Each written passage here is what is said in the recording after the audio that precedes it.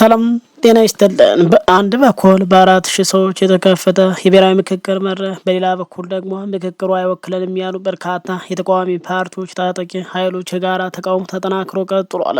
በአየር ላይ የተጀመረው የድሮንና የጸረ ድሮን የቴክኖሎጂ ፍልሚያ ባለበት ፋኖ ኃይሎች የመንግስትን ድሮን መጥተው መጣላቸውን ይፋ አድርጓል። በዝርዝር የምንቃኘው ይሆናል። በሌላ መረጃ በትግራይ አመራሮችና በሌሎች ኃይሎች መካከል እየተሰራጨ ያለው አዲስ የትብብር ወሬና የኦነግ ኃይሎችና የፋኖ ምላሽ አነጋጋሪ ሆኗል። በስፋት ምናጋራ ይሆናል። በሌተናል ጀነራል ታደሰ ወረደ ዙሪያ አዲስ መረጃ ወጥቷል። በቁም እስር ላይ ናቸው የተባሉ ጀነራል ታደሰ ወረደ በእርግጥ ወዴት አቀኑ? በዛሬው እትማችን የእነዚህን ዋና ዋና ጥያቄዎች ምላሽ አዳዲስ መረጃዎች ይዘላችሁ መጠናል። ከወዲሁ መረጃውን ላይክና ሸር ማድረግ አብረን እንቆይ። ወደ መረጃውን አምራ። በዛሬው ዕለት በኢትዮጵያ የፖለቲካ ምህዳር ውስጥ ትልቅ ትኩረት ያገኘውና አነጋጋሪ የሆነው የሀገራዊ ምክክር ሂደት በተመለከተ ከተለያዩ የተቃዋሚ የፖለቲካ ኃይሎችም የታጠቁ ኃይሎችና አጠቃላይ ቡድኖች ከመንግስት ወገን የወጡ አዳዲስ መረጃዎች ወጥተዋል። በአንድ በኩል በስፋት የተካሄደ ያለው ሀገራዊ ምክክር ታሪካዊ ድል ነው ሲል መንግስት ሲገልጽም፣ በሌላ በኩል ደግሞ በርካታ የተቃዋሚ ፓርቲ የታጠቁ ኃይሎች ሂደቱን የማስመሰልና አካታች ያልሆነ ሲሉ አጣጥለውታል። በዚህ ሳምንት የኢትዮጵያ ተበለደ ህልም ሽግግር ወይም ኢሲቪቲ የተባለው የተቃዋሚ ጥምረት ባወጣው መግለጫ እየተካሄደ ያለው ሀገራዊ ምክክር የኢትዮጵያ የፖለቲካ የደህንነት ችግሮች መፍታት የማይችል የማስመሰል ምክክር ሲል ገልጾታል። የጥምረቱ ዋና ዋና ቅሬታዎች በተመለከተ ሂደቱ ዋና ዋና የታጠቁ አካላትን ያገለልና ሰፊ የህዝብ ተቀባይነት የሌለው ድኩማን ሲል ገልጾታል። ስለ ፖለቲካዊ ሽግግር የሚደረግ ውይይት ወደ ጎን በማለቱ ዓለም አቀፍ መስፈርቶችን አያሟላም ሲል ገልጾታል። ኮሚሽኑ ለገዢው ብልጽግና ፓርቲ የሚመቹ አጀንዳዎች ላይ ብቻ ትኩረት አድርጓል ሲል ነቅፎታል። ጥምረቱ አክሎ ተቃዋሚዎችን፣ የታጠቁ ቡድኖችን የውስጥ ልዩነታቸውን ፈተው የጋራ የገር ፍኖተ ካርታ እንዲያዘጋጁም ጥሪ ያቀርባል። በተመሳሳይ መልኩ ኦነግ ኦነሰ ባወጣው መግለጫ ሂደቱንም የአንዱ ወገን ንግግር ሲል የጠራው ሲሆን እውነተኛ ምክክር ሊደረግ የሚችለው የትጥቅ ግጭቶች ቆመው እውነተኛ እርቅን የሚያስፍን ምህዳር ሲፈጠር ብቻ ነው ሲል አስታውቋል። ምክክሩን በተመለከተ ከተለያዩ አንጋፋ ፓርቲዎችና የክልል አካላት የሚከተሉት ቅሬታዎችም ቀርቧል። ኢህአፓ ሂደቱ ነጻ አሳታፊ አይደለም በማለት አለመቀበሉን ይፋ አድርጓል። ትርጉም ያለው ውይይት ከመደረጉ በፊት ግጭቶች እንዲቆሙ፣ የፖለቲካ እስረኞች እንዲፈቱ፣ የእምነት መገንቢያ እርምጃዎች እንዲወሰዱ ጠይቋል። ፕሮፌሰር መራራ ጉዲና ከኦፌኮ ሂደቱ ገና ከመጀመሩ የሞተ ሲል ገልጾታል። ዘላቂ ሰላምን ማምጣት የማይችል ነው ሲሉ ትችታቸውን ሰንዝረዋል። ሌላው የትግራይ ጊዜያዊ አስተዳደር በምክክሩ ከመሳተፍ ይልቅ የፕሪቶሪያ የሰላም ስምምነት ሙሉ በሙሉ እንዲተገበር ቅድሚያ መሰጠት አለበት በሚል በጉባኤው ላይ አለመሳተፉን ይፋ አድርጓል። በሌላ በኩል በኢትዮጵያ ሶማሌ ክልል የሚንቀሳቀሱ 5 የፖለቲካ ፓርቲዎች ኦጋዴን ብሔራዊ ነጻነት ግንባር፣ የነጻነትና እኩልነት ፓርቲ፣ የምዕራብ ሶማሌ ዲሞክራሲ ፓርቲ፣ የአንድነት ለዲሞክራሲ ነጻነት ፓርቲና የሶማሌ ፌዴራሊስት ፓርቲ ለኮሚሽኑ በጋራ ደብዳቤ አብላጫ ድምጽ በተመለከተ ቅሬታ ማቅረብ ይፋ አድርጓል። ኮሚሽኑ በውይይቱ ቡድኖች ውስጥ የሚደረጉ ውሳኔዎች በ70% አብላጫ ድምጽ እንዲጸድቁ ያስቀመጠው መመሪያ መሰረታዊ የህገ መንግስትና የፌዴራሊዝም ጉዳይ ላይ የአናሳ ብሔርተኞችና የውክልናቸው ቁጥር አነስተኛ የሆነ ቡድኖችን መብትም የሚጎዳና በድምጽ ብልጫ ብቻ እንዲሸነፉ የሚያደርግ ነው ሲል ስጋታቸውን ገልጿል። ይሁሉ ትችትና ቅሬታ በተሰነዘረበት ወቅት ከ4,000 በላይ ተወካዮች ያሳተፈው ብሔራዊ የምክክር መድረክ በአዲስ አበባ በይፋ ተከፍቶ ውይይቱ ቀጥሏል ተብሏል።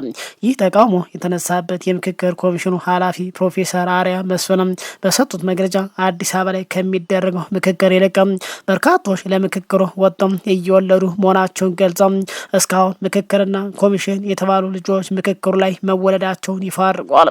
በቀጣይ ምክክሩ እስኪያልቅ በሚቀጥሉት 10 ቀናት ውስጥ ከሁሉም ክልሎችና ከተሞች የመጡ ተመካካሪዎች ልጅ በመውለድ ለምክክር ኮሚሽኑ ስጦታ ይሰጡ ዘንድ ጥሪ ሲያቀርቡ ተደምጧል።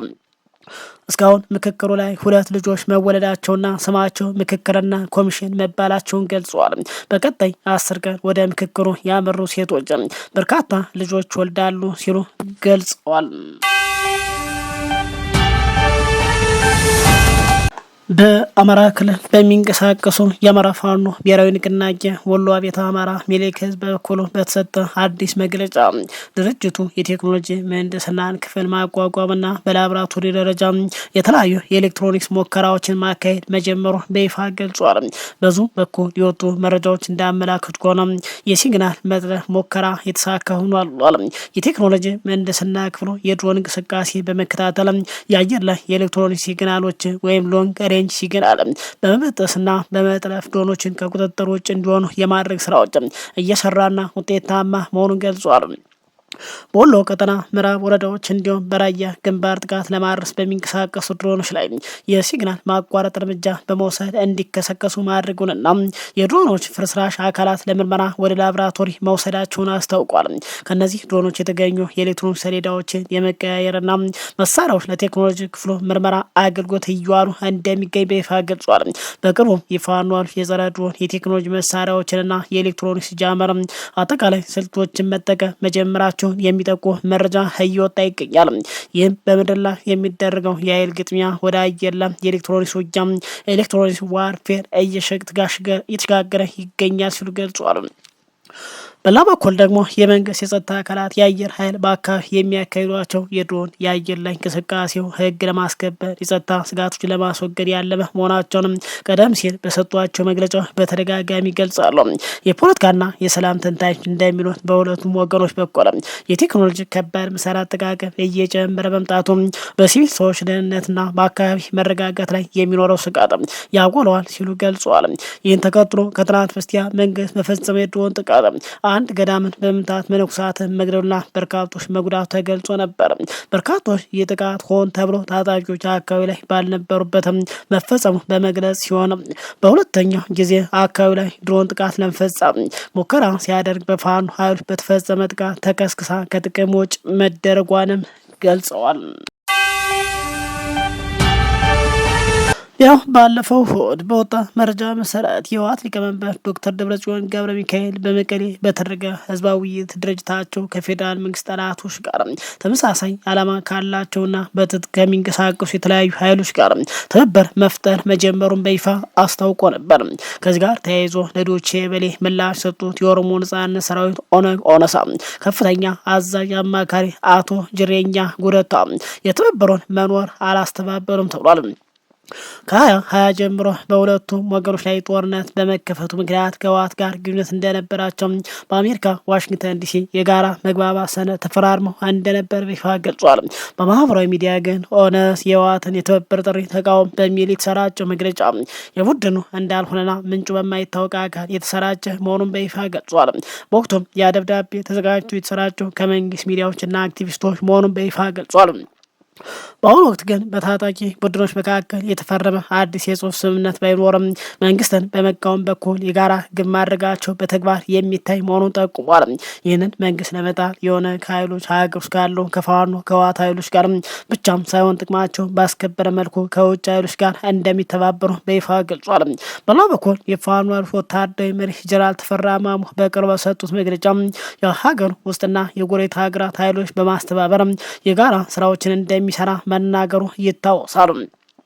የፌዴራል መንግስት የክልል አመራሮች በበኩላቸው ታጣቂ ቡድኖች የሚያደርጉትን የትብብር ጥረት እንቅስቃሴ አጣጥለውታል። የኦሮሚያ ክልል ፕሬዚዳንት አቶ ሽመልስ አብዲሳ በጨፌ የኦሮሚያ መደበኛ ስብሰባ ባደረጉበት ንግግር መንግስትን የሚወጉ ኃይሎች የህዝብን አቅምና ፍላጎት ያልተረዱም ለባዕዳን አካላት አጀንዳ ለጊዜያዊ የፖለቲካ ጥቅም የተሰለፉ ሲሉ ገልጸዋል። ጠቅላይ ሚኒስትር አብይ አህመድ በቅርቡ በህዝብ ተወካዮች ምክር ቤት በሰጡት ማብራሪያ መንግስታቸው የሀገሪቱን ሉዓላዊነት የመጠበቅ ሙሉ አቅም እንዳለውና ሊቃጣ የሚችል ማንኛውም ጥቃት ለመመከት ዝግጁ መሆኑን በይፋ መግለጹ ይታወሳል። ሌላ የፖለቲካ ተንታኞች እንደሚሉት ከሆነ በደቡብ አፍሪካ ፕሪቶሪያ በተደረገው ስምምነት በሰሜን ኢትዮጵያ የነበረው ግጭት በሰላማዊ መንገድ እንዲቆም ቢደረግም በታንዛኒያ በኦነግ ጋር የተደረገው የሰላም ንግግር ያለ ውጤት መጠናቀቃቸው አሁን የሚታይ የትብብር እንቅስቃሴ የቀጠናው ሰላም ዳግም እንዳያውከው ስጋት ፈጥሯል ብሏል። በአሁኑ ወቅት በሀገሪቱ የፖለቲካ ምህዳር ላይ የሚታዩት እነዚህ አዳዲስ የትብብርና የምላሽ እንቅስቃሴ ትልቅ ትኩረት ስበዋል ተብሏል። መንግስትም ከሰሞኑ በሚዲያ በኩል ጽምዶ ሊመጣል ህወሓትና ሻዕቢያ ግብጽ፣ ሱዳን ከሀገር ውስጥ ኃይሎች ጋር ተባብረው ሊወጉኝ ነው በማለት ገልጸው ለመፋለም ዝግጁ መሆናቸውን በመግለጽ በርካታ ዶክመንታሪዎችን በማሰራት ላይ ታይተዋል።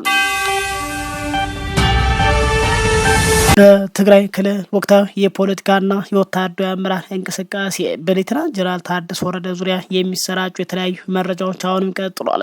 በኤርትራ ወሰን አካባቢ ተካሄደ ስለተባለው ስብሰባ የተሰማ አዲስ መረጃ ይፋ ሆኗል። በቅርቡ በትግራይ ክልል በነበረው የፖለቲካና የአመራር ለውጥ ሂደት አቶ ጌታቸው ረዳ ከአዲስ አበባ መግባት በኋላ ሌተናንት ጀነራል ታደሰ ወረደ በጊዜያዊ አስተዳደር ውስጥ መሪ በመሆን ሲሰሩ መቆየታቸው ይታወሳል። ህወሓት በምርጫ ቦርድ በኩል ከነበረው እገዳና የህጋዊነት ሂደት በኋላ አመራሮቹን መልሶን በመሰየም ዶክተር ደብረጽዮን ገብረ ሚካኤል ወደ ክልሉ አመራርነት ዳግም ማምጣቱ ይታወሳል። ከነዚህ የፖለቲካ እንቅስቃሴዎች በኋላ የጀነራል ታደሰ ወረደ ከህዝብና ከሚዲያ እይታ መራቅ የተለያዩ ግምቶችና መረጃዎች ሲያሰራጭ ቆይቷል። አጠቃላይ የመገናኛ ብዙሃን ዘገባ በተመለከተ ከሰሞኑ የተለያዩ የመንግስት ደጋፊ ሚዲያዎችና የማህበራዊ ሚዲያ ምንጮች ጀነራሉ በቁም እስር ላይ ናቸው የሚሉ ዘገባዎች ሲያሰራጩ የነበረ ሲሆን በኋላም ካሉበት ስፍራ ተሰወሩ የሚሉ መረጃዎች ይዘው መጥተው ነበር። ከቀናት በፊት ዩኤምዲ ሚዲያና ሌሎች ምንጮች የጀነራሉ መሰወር ቢዘገቡም አሁን ዘግየት ብሎ የወጡ አዳዲስ መረጃዎች ቀር ጀነራሉ አልተሰወሩም ተብሏል። ይልቁንም ከትግራይ አመራሮች ጋር ለቀጣይ የምክክርና የፖለቲካ ጉዳይ ወደ አስመራ ገብተዋል የሚለው አዳዲስ ጭብጦች በማንሳት ላይ ይገኛሉ። በሌላ በኩል በኢትዮጵያና በኤርትራ ወሰን አካባቢ በአቶ አማኑኤል አሰፋ መሪነት ተካሄደ የተባለ የፖለቲካ ስብሰባ መኖሩም ተገልጿል። በመገናኛ ብዙሃን ከተሰራጩ መረጃዎች እንደጠቆሙት ከሆነ ህወሓት ህልውናችን የሚረጋግጠው በብልጽግና መቃብር ላይ ነው በሚል መሪ ቃል ስብሰባዎችን እያካሄደ እንደሚገኝ ያገዛዙ ለውጥ ማድረግ አለብን በሚሉ ነጥቦች ላይ ውይይት ማድረጉ ጠቅሷል። ሌላው በቲቪና ትግራይና በሌሎች የድርጅቱ ሚዲያዎች የፌዴራል መንግስትን የሚቆኑና ጠንከር ያሉ መግለጫዎች የያዙ ዜናዎች መሰራጨታቸውን ቀጥሏል። ይሁን እንጂ በእነዚህ የጦርነት ውሰማ ጠንከር ያሉ የቃላት ምልልሶች ላይ የፌዴራል መንግስቱ እስካሁን በቀጥታ የሰጠው አንዳች ይፋዊ ምላሽ የለም። በክልሉ እየታዩ ያሉት እነዚህ ፈጣን የፖለቲካና የወታደራዊ እንቅስቃሴ የቀጠናውን ሰላምና መረጋጋት በተመለከተ በህዝቡ ዘንድ ከፍተኛ ስጋት በመፍጠር ላይ ይገኛል ተብሏል። ከሚመለከታቸው አካላትና ከፌዴራል መንግስት የሚወጡ ይፋዊ ማብራሪያዎች ተከታትለን ወደፊት ወደ እናንተ መረጃዎችን የምናጋራ ይሆናል። ክቡራን አድማጭ ተመልካቾች ሰዓቱ መረጃ ይህን ይመስላል። ከሰዓታት በኋላ በሌላ አዳዲስ ወቅታዊ መረጃ በድጋሚ እስክንገናኝ መረጃውን ላይክ ሼር በማድረግ በቀጣይ እስከምንገናኝ በያላችሁበት ሰላም ቆዩን።